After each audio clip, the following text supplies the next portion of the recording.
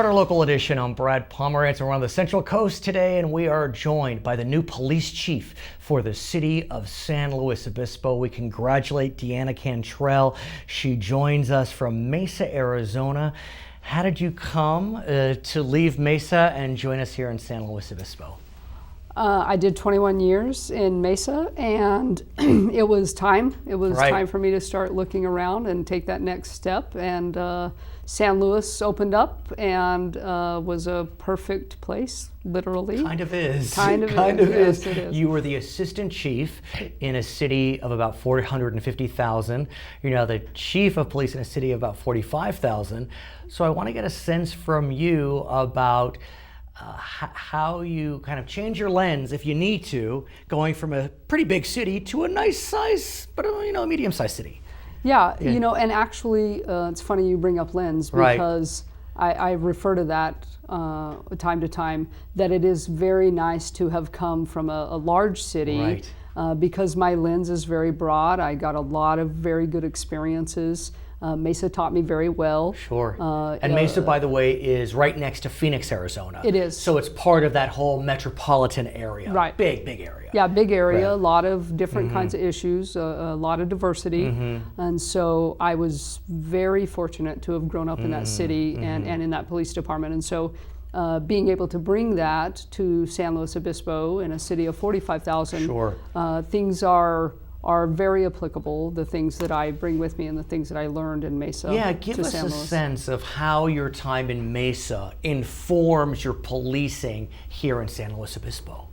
Well, so from a community perspective, Mesa is more diverse, but I had a lot of very good, strong ties with the community there, did a lot of community policing, a lot of community engagement, and here community members are very engaged with government, they're very engaged in the community, they're very involved in what's happening in their community, which is fantastic. I wish more communities were like that, because it's refreshing to me that they are interested in what's happening in their city and their community. Is Arizona State in Mesa?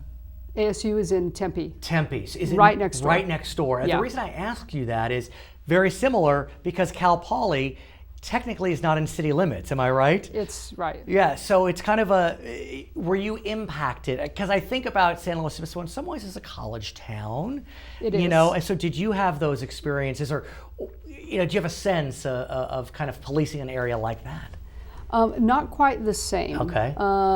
Mesa has a lot of educational facilities. There's a very large community college that's 20,000 students, which is the same size as Cal Poly, but it's different issues. Being a community college is just a little bit different than the university here. So it has been a learning experience for me so far with Cal Poly. Cuesta College, the community college here, is that in city limits? No, it's not. Also not in city limits. But Cal Poly is. It is really.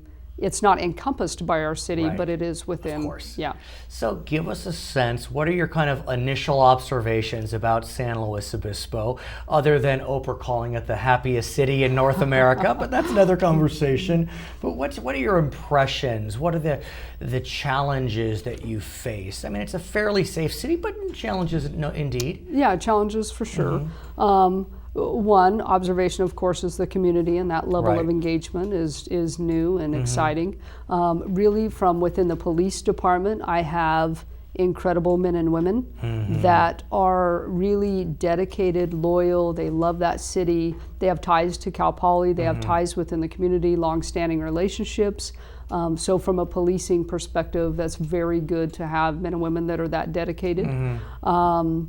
From an issue standpoint, we have a lot of homeless. I was going to go there. And that is certainly one of the biggest concerns for the community as well as policing. And then we have, of course, Cal Poly, and with the students and noise issues and party issues and those kinds of things. Can we talk about homeless? Because I've had the good fortune to have covered this community for quite some time, and homelessness has been a real challenge. For better or for worse, a lot of folks come to California, come to the Central Coast, looking for a good life, and sometimes they fall on hard times. And that California has become the homeless capital of America.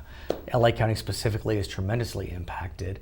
The Higuera area, where our beautiful downtown strip, you know, a lot of homeless are being attracted to that region, and you know, we're trying to take a different approach to homelessness. It used to be arrest, arrest, arrest, and now we're looking at it differently. Talk to me about and that I think that started with the prior police chief. He started a community action team. Arizona, we had a community action team as well. And the engagement level that they have, and in partnering with nonprofit organizations and social services, Transitions Mental Health Association, you know, because upwards of 80% of our homeless population suffer from mental illness and other addictions. And so that certainly is. I'm trying to remember, does San Luis Obispo Police Department have a team that focuses exclusively on the homeless population? That would be the community action exactly. officers. And so it really is a novel and unique approach, because as I understand it, it's not just pulling them in to incarceration, but really trying to work through the process, trying to get them into programs. Yes, very much so. And so is that different from what you saw in Arizona as an example? No, not terribly different. I think a lot of agencies are really going toward that model of partnering with mental health and with social services and nonprofits to try to help the homeless get into homes. Really, that's the biggest solution for homeless, is to get them back in homes. As you may also know, in November of 2014, the voters of California passed a proposition known as Proposition 47. Yes. I'm sure you're familiar with I it. am. And what Proposition 47 did is it turned drug possession offenses not into wobblers, which are felony or misdemeanor, but into pure misdemeanors. Right. And so that surely is different than Arizona, which I understand Truly. has very strict drug possession laws. How are you working through Prop 47? Because look, like it or not, it's here. It is. Yes. That is true. So crime for San Luis and really California altogether is really looking at that because of Prop 47 and to try to watch the effects of that on the state. For us, from 2014 to 15, our violent crime went down. Right, amen. But our property crime went up. Our overall Part 1 crime went up 21%. Sure. So do we have a sense, is that Prop 47? Is it, as you may know, prison realignment, AB 109? Is it the economy's getting better so people are more brazen? Is it a national trend? Well, it certainly is a trend here in California, is what it looks like. Nationally, violent crime is starting to go up in certain areas, but here, at least in San Luis, our property crime is one of the biggest issues, and I do think it is related to Prop 47 and drugs, and I say that because coming from Arizona, we watched very carefully if our drug arrests went up, which they were booking, they were felonies. And so when our drug arrests were up and consistently up, our property crime typically went down.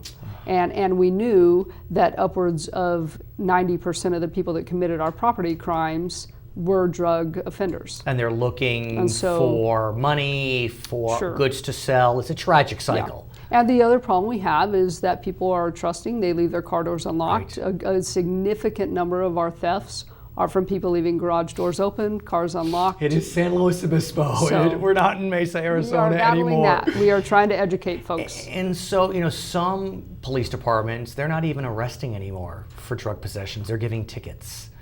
Has San Luis Obispo taken a policy position on that question? We are giving citations as well. Right. So it's not uncommon. It's not uncommon. Yeah, no, I mean, it's actually the norm. Yeah. And so where do you go from here on this question on, you know, drug possession and trying to get a handle on it in the new world? Yeah. We keep on giving citations and arresting those that are DUI, that are operating vehicles while under the influence. You got to come back, because if we go through legalization of marijuana, boy, that's a new world, and I want to get your thoughts on it. Will you come back? That is the truth. Oh, we'd love to have you. Her name is Deanna Cantrell. She's the new police chief for the beautiful city of San Luis Obispo. My name is Brad Pomerance. This is Charter Local Edition.